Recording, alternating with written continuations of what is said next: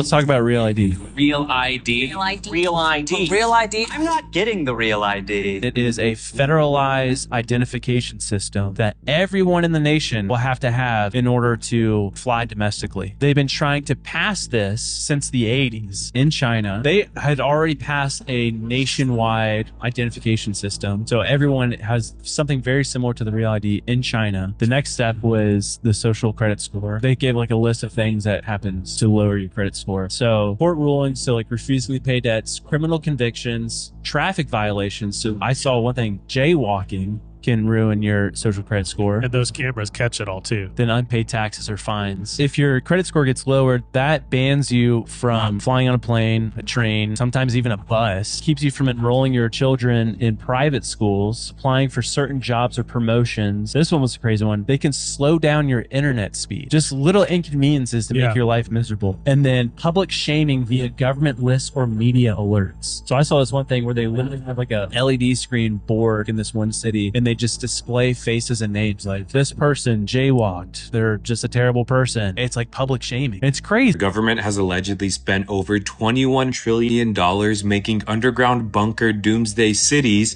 and this was a claim made by a former Bush housing official. Not sure if you've seen the show Paradise, but this is the vibe I'm getting. It's literally about an underground city that only the elites know about, and they all rush to it because the world is basically about to end. Anyway, this claim is made by a woman named Catherine Fitz, and she said this on Tucker Carlson's podcast, and she was talking about this study where scholars uncovered $21 trillion in unauthorized spending by the Departments of Defense and Housing in the years of 1998 to 2015. She described these underground bunkers as having city infrastructure, so they're basically underground cities, and she said there's about 170 of them, and a lot of them are under the ocean, and all of these have a transportation system, and that transportation system connects all of them together. And then Tucker Carlson responds by saying he actually knew someone who was working on one of them. It does appear to be a standalone hostage release of Ethan Alexander, the last known living hostage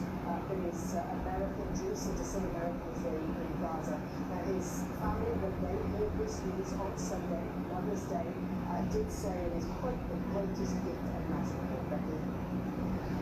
imaginable. Did you hear what they're trying to do in Edmonton, Alberta? After 3 years of planning, city administration is presenting its vision to accommodate a population of 2 million people through 15-minute cities. 3 days of public hearings on the plan began at City Hall this morning. Shailen Skalski has more. The 15 new district plans and corresponding bylaws will replace 54 existing planning documents dating back to the 1980s. Administration says the goal is to accommodate 600,000 new residents in redeveloped areas, with 50% of all new home units added through infill. The plan also calls for half of all future travel to be done by transit, and for residents to access all their daily needs within 15 minutes. Not everyone supports the plan. My understanding is that this means I will need to stay within my district to meet all my needs so that the city can meet its climate plan objectives. I don't think Edmontonians can afford to be part of a renovation experiment of this size so quickly. I think unfortunately a lot of the district plan in particular have been derailed by 15-minute cities, conspiracy theories, World Economic Forums, etc. At the end of the day, this is about land use. Now, they're selling it to you as this convenient, easy, awesome thing that makes everything more efficient. But there is a seriously dark, sinister agenda behind all this, which I can't even mention on video. Is anyone else getting allergies like way worse than before? Because I recently stumbled upon something very interesting. So there's a horticulturist named Thomas Ogren, and he found that many cities planted only male trees because they produce only pollen, so they're easier to maintain, versus female trees, which produce fruits and seeds. Problem is, without female trees to absorb all the pollen, it just lingers in the air. He said that this practice started back from a guidance in the 1949 USDA Yearbook of Agriculture, which they recommended, quote, only male trees should be selected to avoid nuisance from the seed. Now, fast forward to today, scientists are saying urban landscaping is to blame for prolonged crippling allergy seasons. Now, this is not ideal for most people, but great for Big Pharma. Zyrtec, one of the most popular allergy medications, is experiencing a boom in sales. In fact, analysts are predicting that the total antihistamine market is projected to triple or almost triple in the next 10 years. And guess what Big Pharma wants to do to help cure us from our allergies? Plant more trees. Okay, a couple years ago, Zyrtec started partnering with a group called American Forests to support tree equity in 3 key cities, Phoenix, Detroit, and Washington, D.C. The result? Sky-high pollen levels in Phoenix, the Detroit metro area, and Washington, D.C. Now, are they doing this on purpose? Claiming so would be promoting a conspiracy, which, of course, we wouldn't want to do. But what I will say is that for-profit medicine will never be designed to cure illness, but rather only treat the symptoms in perpetuity. Freemasons and anyone involved with them are tied to sorcery and witchcraft. We met in a Freemason lodge, and the initiation was a black robe. The ritual, a sword was held to my neck that I had to swear an oath that I could never talk about it, or I was getting spiritual powers. A real sword. A real sword, yeah. They take a lot from the Bible, tried to make the Masonic lodge like the tabernacle or the temple. They take some parts from Catholic Mass, repeating things in Latin, and it's very ritualistic. At one time we went for 8 hours, I believe, or maybe even more. In one day, met at the Masonic lodge for a day of basically learning and practicing ceremonial magic, which included the invocation of deities, like one invocation of goddess Isis, which is a demon. We had to bow down on our knees in our face to a golden idol of Isis. Did y'all see what just happened in Florida? This is wild. Congresswoman Lena Garcia was about to talk about the weather engineering ban in Florida, and all of a sudden she completely just passes out of nowhere. So, Governor, forgive me. I've got to sit down because I am not feeling well.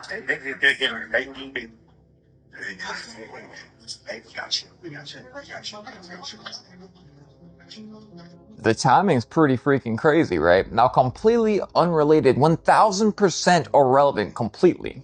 Did you know there's a term called Havana Syndrome, which talks about widely over this phenomenon of U.S. diplomats randomly getting sick, and how the medical society, they don't really put a claim on it. They don't recognize this as being fact or as a disease, but they know something weird's happening. And TikTok, you leave me alone. BBC, Wikipedia, what else do you want? Which includes disabling cognitive effects, balance, dizziness, insomnia, headaches, a whole bunch of stuff. Here's BBC talking about Havana Syndrome and the mystery of something. Pretty wild, right? The story goes, always diplomats. Fact or relevance, right? I really do wonder what happened. I don't even know who that is. That's crazy. That's Martha Stewart. Martha Stewart is 83 years old. Do you think The Substance was a documentary? Look at how not just beautiful she is, she's hot. Here's a clip of me and Martha on her show. This was 18 years ago. Please welcome Jamie Kennedy.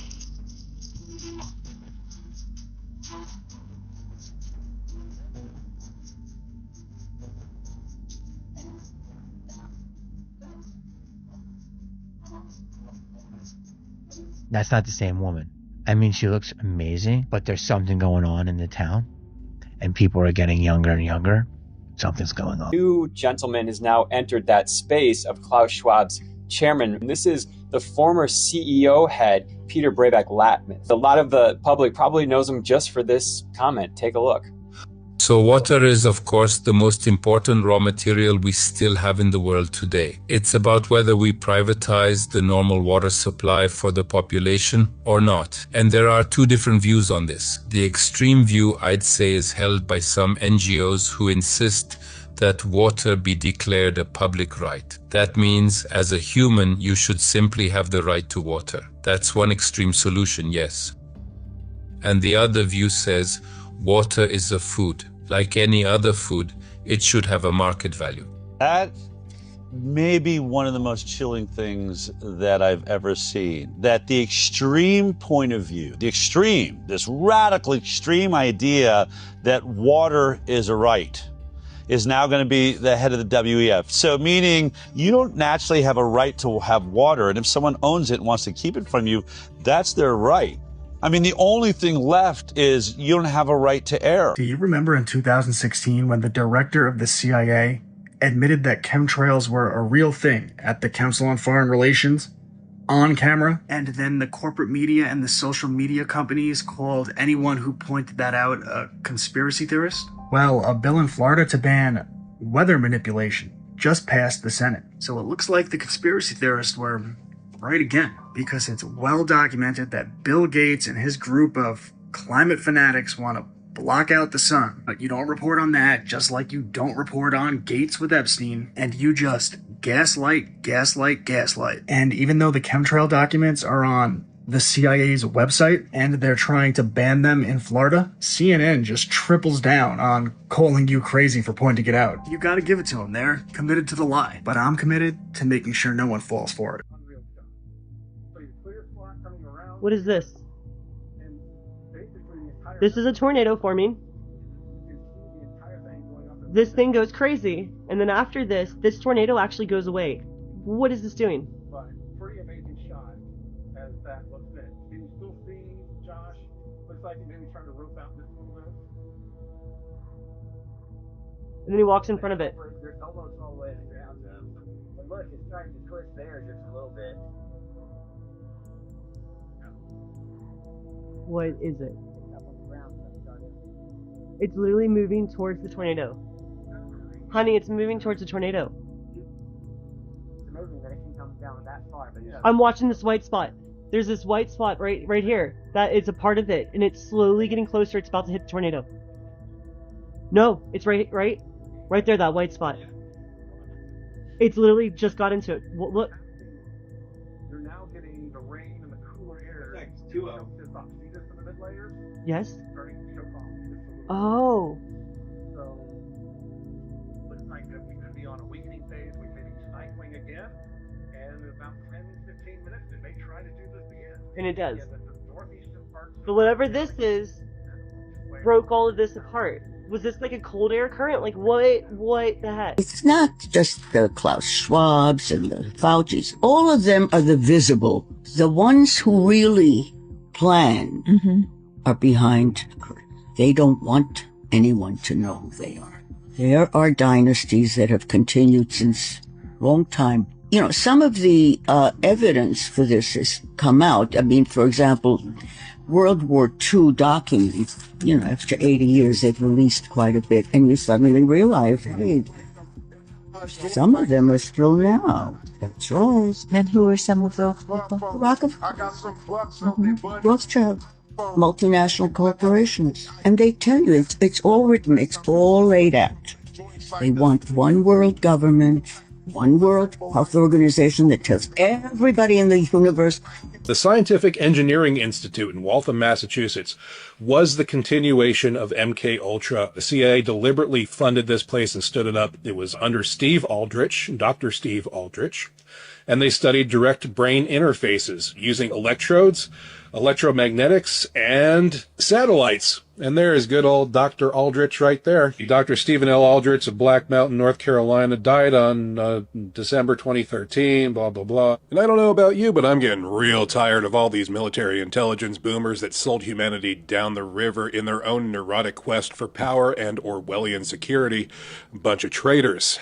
Yeah, this place was on 4th Ave in Waltham, Massachusetts. And hey golly, coincidentally, the building just happened to be across the parking lot from what is now Boston Dynamics with their cute little DARPA-funded robots that'll probably be used to hunt down your families one day. They continued on using mind control techniques from a distance. They'd studied electronic dissolution of memory, EDOM, microwave effects on the human brain, which is what we're now calling Havana syndrome, remote neural interfaces and control, the things that were figured out during MK Ultra, developing ways to put it in satellites. Good luck finding anything on this place. Good luck finding any references to it. You got to dig pretty deep. I had to dig pretty god deep to find this. They were way farther along in this than anybody realizes. Boy, the state of Utah up in their deep state sky game, huh? Just spraying all the health and wellness into our skies. So this is in southern Utah right here. Watch this really quick.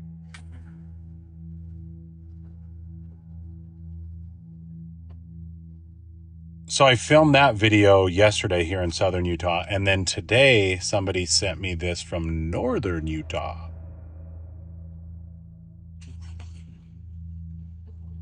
And then somebody sent this to me because they're actually tracking the guy. Look at this. You can run, but you can't hide. Tell me this is normal.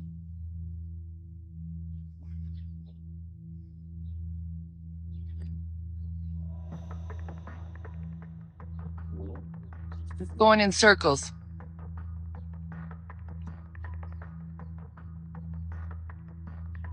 You get a heavy metal overcast. You get a heavy metal overcast. You get a heavy metal overcast. Is this part of the Make America Healthy initiative?